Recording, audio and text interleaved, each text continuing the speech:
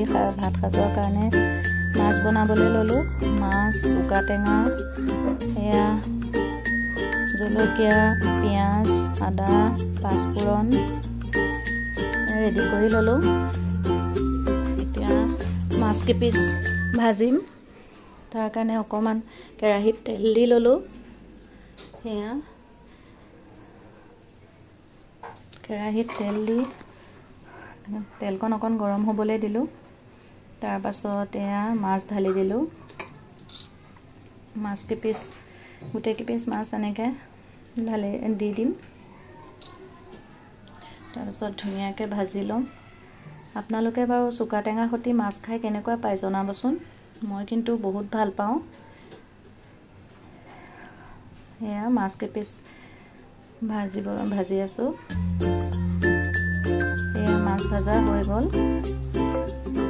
এয়া মাছৰ ভাজা তেলতে এতিয়া পাঁচফোৰণ, জলকীয়া দি অকণমান ফুটিবলৈ দিম।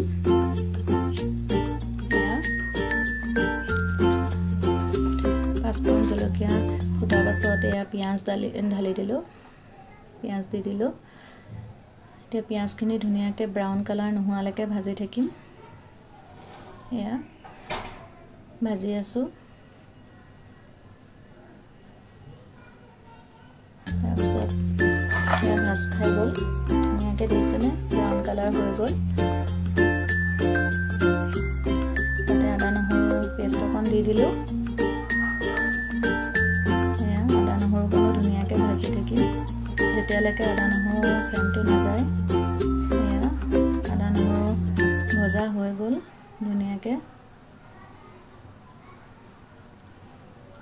এতিয়া এই কাটি থোৱা চুকা শাকখিনি দি দিম এতিয়া কেৰাহীত। এয়া দি দিলোঁ চুকা শাকখিনি।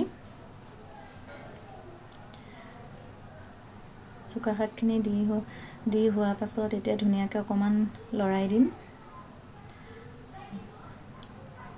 মই শাকৰ তৰকাৰীত হালধি নিদিওঁ, আপোনালোকে দিব পাৰে।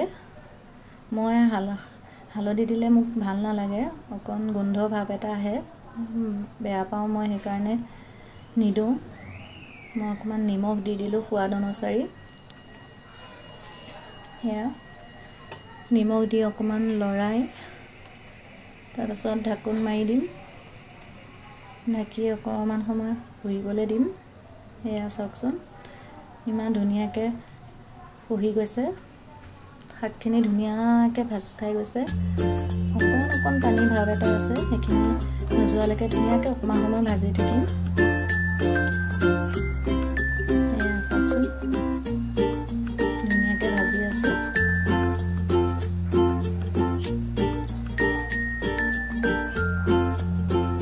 এয়া